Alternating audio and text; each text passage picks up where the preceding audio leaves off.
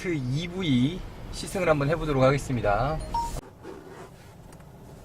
자, 지금 볼트 계기판을 한번 살펴볼게요. 계기판을 보시면 여기 지금 가운데에는 이제 평균 속도가 나오는 부분 위쪽에 보면은 이제 주행하게 되면 거기 속도가 표시가 됩니다. 속도가 표시가 되고, 그 다음에 이제 오른쪽에 보시면 파워가 있고 리젠이 있어요. 저 파워는 이게 출력을 내는 거예요. 그러니까 밟으면 노란 막대기가 이제 올라가거든요. 그러니까 윙 하고 밟으면 저 노란 막대기가 올라가고, 그 다음에 밑에 쪽에 리젠 버튼이, 리젠 막대기가 있는데 이게 연두색 막대기로 표시가 돼요. 근데 저거는 뭔가 약간이나마 충전을 도와주는 거죠. 저 리젠 막대기가 이렇게 올라가면 이제 주행 중에 제가 좀 보여드릴 텐데, 저 리젠이 표시가 되면 그 회생제동이 활성화가 되면서 충전이 조금씩 되는 거예요. 그러니까 저 리젠을 막대기가 많이 표시가 되면 될수록 주행거리가 조금씩 길어질 수가 있는 거겠죠. 자, 그 다음에 이쪽에 보면은 왼편에 보면은 맥스 돼 있고 미니라고 돼 있어요. 자, 맥스라는 거는 274km까지 지금 달릴 수 있다는 거. 최대한. 그러니까 최대한 리젠을 사용하면서, 리젠 버튼 사용하면서, L모드 사용하면서 아주 부드럽게 운행했을 때는 저 274km까지 주행이 가능하다는 얘기고, 그러니까 평균적으로 봤을 때는 230km, 저기 중간 정도에 나와 있는 저 230km에 여기까지 달릴 수 있다고 보시면 되고요. 그 다음에 가혹하게 주행을 하게 되면은 밑에 숫자가 또 나와 있는데 187km까지 달릴 수 있다는 그런 표시를 해주고 있는 거예요. 그러니까 이 계기판이 되게 지금 디지털로 되어 있어서 일반적인 계기판하고는 완전 느낌이 다르죠. 그 다음에 이쪽에 보시면 10.2인치 모니터가 있는데, 여기도 지금 에너지 흐름을 표시해주는 그 모니터가 있습니다. 모니터가 있고, 그 다음에 이거 뭐 음악도 이걸로 설정해 볼 수가 있고, 다양한 이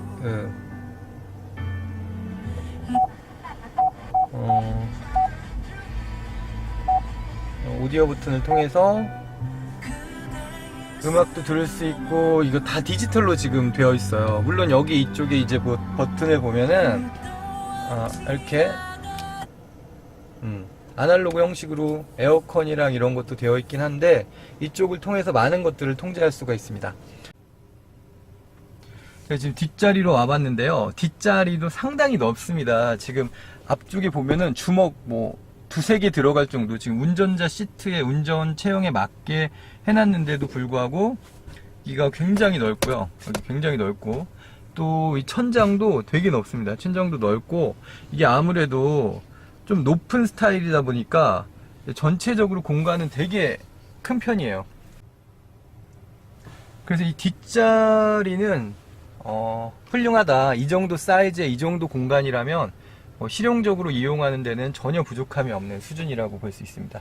그리고 근데 조금 단점이, 여기 이제 이쪽 부분이, 여기서부터 이 앉는 부분이, 엉덩이 부분이 좀 짧게 느껴져요. 여기를 길게, 전체적인 이쪽 레그룸 부분을 길게 하려고 그랬는지 모르겠는데, 여기 부분이 좀 짧게 느껴진다는 거, 이거는 좀 아쉬운 부분이긴 한데, 그럼에도 불구하고 전체적으로 공간은 정말 좁지 않고 좀 훌륭한 그런 공간이라고 생각이 됩니다. 한번 달려보려고 하는데요. 지금 밟았을 때 느낌은 상당히 부드럽게 나간다고 보시면 돼요. 왜냐하면 얘가 이제 전기차다 보니까 소음이 없어요. 소음이 없고, 그 엔진이 회전하면서 발생하는 특유의 어떤 진동 같은 것도 없습니다. 진동 같은 것도 없기 때문에 이 어떤 회전의 느낌, 또 주행의 느낌은 상당히 조용하고 부드럽다고 생각하시면 돼요. 어떤 지금 가솔린 세단보다도 굉장히 조용하고 부드러운 승차감, 주행감이 느껴진다고 생각이 돼요. 자, 그래서 지금 한번 달려볼게요. 달려보고 있는데, 가속했을 때의 느낌도 굉장히 부드럽습니다. 지금 이 차가 마력으로 따지면 205마력 정도가 되거든요. 205마력이면 2500cc 가솔린 엔진의 힘 정도가 되는 거죠. 200마력 정도 되면 가솔린 엔진의 힘이 되는데, 근데 얘가 토크가 5 정도 돼요. 그러니까 토크가 36.5라는 거는 3500cc 자연흡기 정도의 토크가 나오는 거니까 좀 되게 이질적이죠. 왜냐면 마력은 205마력인데 토크가 36kg이 나오니까 상당히 저속 구간에서부터 폭발적인 힘이 나와요. 그러니까 이 지체 없이 나간다고 생각하시면 돼요, 차가. 왜냐하면 이 가솔린 엔진 같은 경우는 그 토크하고 마력을 끌어내기 위해서는 3000rpm 혹은 이제 엔진에 따라서 조금 차이는 있지만 4000rpm까지 회전수를 올려줘야 되거든요. 근데 이 차 같은 경우는 0에서 1 되는 순간부터 1km 되는 순간부터 그 토크가 활성화가 되기 때문에 토크가 그냥 처음부터 느껴지는 거죠. 그냥 밟는 순간 이렇게 쭉 밟아보면은 토크가 바로 활성화가 되는 거예요. 그러니까 36.5의 토크가 바로 시작부터 느껴지니까 그 가속감이 굉장히 강하게 느껴져요. 그러니까 토크를 통해서 우리가 가속감을 느끼잖아요. 근데 이제 가속감이 초반부터 엄청나게 나오는 거예요. 그러니까 일반 가솔린 엔진하고 또 디젤. 자, 제가 지금 이제 꼬불꼬불한 산길을 좀 달려보고 있는데요. 이 달릴 때 차가 조금 높아가지고 뭔가 좀 껑충해서 좀 불안하지 않을까라는 생각을 했는데 막상 달려보니까 코너링에서 굉장히 안정적인 모습을 보여줍니다. 뭐 차가 좀 높아가지고 차체 사이즈가 좀 약간 좁고 약간 높아가지고 불안하지 않을까라는 생각을 했는데 막상 이 꼬불꼬불한 코너를 달릴 때도 굉장히 안정적이에요. 제 생각에는 밑에 지금 배터리팩이 지금 하단부에 차체 밑에 깔려 있거든요. 그 배터리 무게가 상당히 나가요. 그래서 그 배터리가 아마도 이 무게중심을 잡아주고 있기 때문에 이 성능이 그 코너링 성능이나 이 차선 변경할 때 이 느낌이 전혀 불안하지 않다는 생각이 듭니다. 지금 이제 추월할 수 없는 구간이라서 제가 추월을 못하고 있는데 추월할 때도 추월 가속력도 상당해요. 그러니까 이 렉이라는 게 없기 때문에 유격이라는 게 없기 때문에 가속에서 어떤 지체 현상이 없기 때문에 밟는 즉시 이 힘을 뽑아내기 때문에 엄청난 가속도로 추월이 가능합니다. 오히려 더 가속력이 좋기 때문에 주행 환경에서 이렇게 국도 같은데 주행할 때 더 안정적인 느낌이 빨리 탈출할 수 있기 때문에 추월도 빨리 할 수 있고 즉각 필요한 구간에서 힘을 낼 수 있기 때문에 그런 게 더 안정적으로 느껴지는 것 같아요.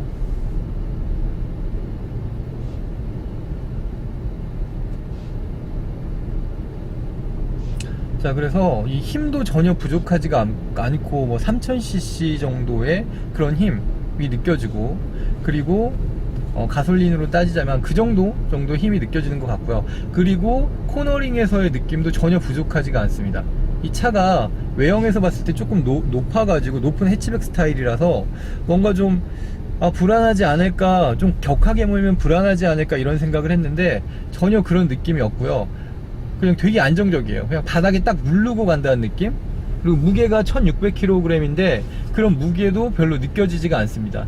왜냐하면 이 모터의 구동력이 워낙 좋기 때문에 치고 나가는 느낌이 강해서 이 차의 무게가 1600kg라는 게 느껴지지 않는 그런 수준의 힘을 보여주고 있습니다.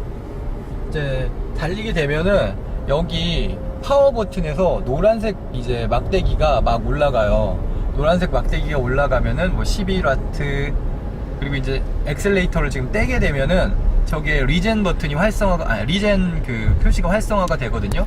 그럼 이게 충전이 되고 있다는 거죠. 그러니까 저거를 많이 사용할수록 저 리젠 막대기가 높게 올라가는 운전을 하게 되면 할수록 아무래도 그 주행 거리는 늘어날 수가 있는 거죠.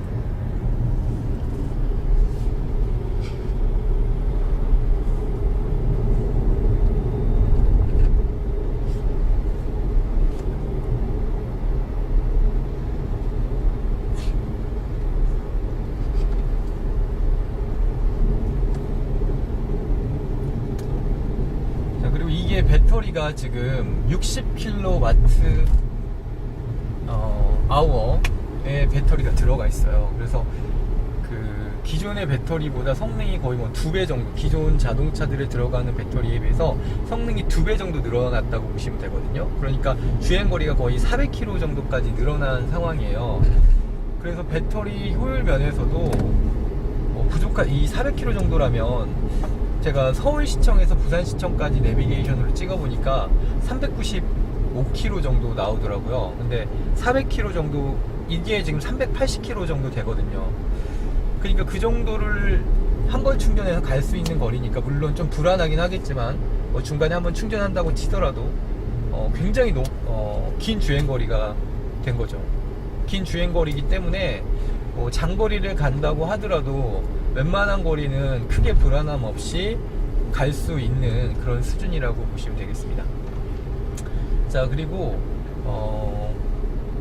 또 한 가지가, 이게 지금 특이한 점이, 이쪽에 L 모드를 사용할 수가 있어요. 그래서 L 모드를 사용하게 되면은 원 페달 그 드라이빙이라는 게 가능하거든요. 그래서 페달을 놓으면 그 충전기가 돌아가면서 회생 제동이 바로 걸리는 거예요. 그래서 마치 브레이크를 작동시키는 것 같은 그런 느낌을 받게 되는 거고요. 그리고 가속을 하면 이제 가속하는 거랑은 똑같은 가속이 되는데, 이렇게 페달을 놓게 되면은 마치 브레이크를 밟는 듯한 그런 느낌이 들게 되는 거죠. 그래서 마치 뒤에서 이렇게 조금 잡아당기는 듯한 그런 느낌이 들어요. 자, 지금 한번 가속을 해보겠습니다. 가속을 하게 되면은 정말 펀치력 하나는 정말 좋아요. 그래서 빵 하고 치고 나가는 느낌이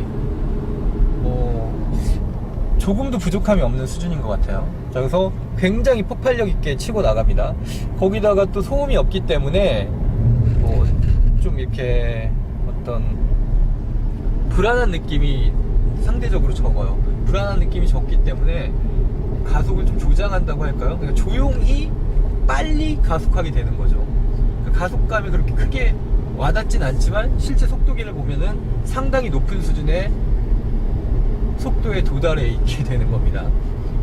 그러니까 그런 것들은 좀 주의를 하셔야 될 것 같고요. 지금 L 버튼에서 주행을 하고 있는데 내리막길 같은 데서 되게 유용하게 쓰일 수 있을 것 같아요. 굳이 브레이크를 밟지 않아도 L 모드가 활성화가 되면 이 엑셀레이터를 띄는 것만으로도 회생 제동 장치가 돌아가면서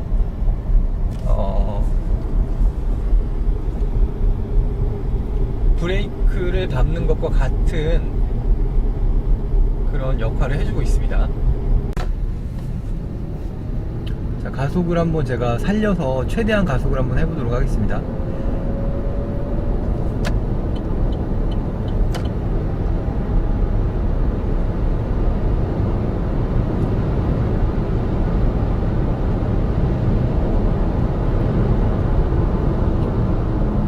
오르막에서 가속했을 때도 가속하는 그 느낌이 전혀 지체되는 느낌이 없고요. 그냥 밟는 즉시 힘이 쭉쭉 나와요. 쭉쭉 나와서 그냥 KTX 올라가는 달리는 그런 느낌이라고 해야 될까요? 그냥 마음 먹고 달린다면 정말 꽤 높은 속도까지 빠르게 속도를 끌어낼 수 있는 그런 모터의 힘을 보여주고 있습니다. 그래서 모터의 힘은 정말 상당한 수준이고요. 그리고 아까도 말씀드렸지만 또 그 모터를 계속 사용하게 되면 배터리가 빨리 닳게 되는데, 배터리 용량이 큰 배터리가 들어가 있어서 또 그런데 또 안심이 조금 되는 거죠. 그래서 어느 정도 좀 달리더라도 그 주행거리가 짧아지는 것에서 오는 불안감이 좀 덜합니다. 지금 약간 높은 고지대 쪽을 코너가 많은 길을 달려보고 있는데, 가속력도 굉장히 빠르고 또 코너를 돌아 나가는 능력도 확실히 일반 가솔린 자동차들에 비해서 더 좋다는 느낌이 들어요. 왜냐하면 밑에 배터리 팩이 깔려 있어서, 역시 물리 법칙은 거스를 수 없는 것 같다는 생각이 들어요. 왜냐하면 무게중심이 낮기 때문에 서스펜션이 좋고 안 좋고의 유무를 떠나서 상당히 안정적으로 코너링이 되고 있습니다. 근데 확실히 가혹하게 주행을 하니까 그 갈 수 있는 주행 거리가 빨리 닳긴 닳는 것 같아요. 빨리 닳기 때문에 너무 가혹한 주행을 계속 하시면 안 좋을 것 같습니다. 주행 거리에는 도움이 되지 않는다는 거 말씀드릴게요. 그래서 일반적으로 주행했을 때는 주행 거리가 충분한데, 만약에 이걸 계속 가혹하게 가속을 계속 이어간다던가 하면은 주행 거리가 좀 짧아질 수 있다는 거는 고려를 해주셔야 되겠습니다. 자, 그래서 이 차의 힘이 충분하고 또 효율성 면에서도 제가 계산을 한번 해보니까 13km 연비, 복합 연비 13km로 계산을 했을 때 2만 km를 주행한다고 했을 때 가솔린 자동차들이 한 230만원에서 40만원 정도의 유류비를 사용하더라고요. 근데 이 차 같은 경우는 30만원 정도면 될 것 같아요, 유류비가. 그러니까 엄청난 유류비, 거의 200만원 차이가 나는 거니까 어마어마한 차이라고 할 수 있죠, 유류비에서는. 그런데 이 차의 가격이 지금 500만원이에요. 4,500부터 4,700, 옵션 넣고 하면 4,800 정도까지 될 수가 있는데, 지금 지자체에서 지원을 해주고 있죠. 서울시 같은 경우에 제가 찾아보니까 1,700만원 정도가 되더라고요. 근데 이제 4,500만원짜리를 구입하게 되면은 거기서 1,700만원을 빼면은 2,800만원 정도 되는 거잖아요.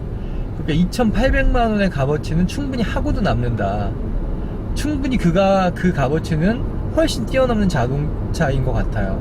왜냐하면 연비가 일단 너무 좋고, 그 다음에 힘이 전혀 부족하지 않으면서 또 주행거리까지 압도적으로 길어졌기 때문에 이거는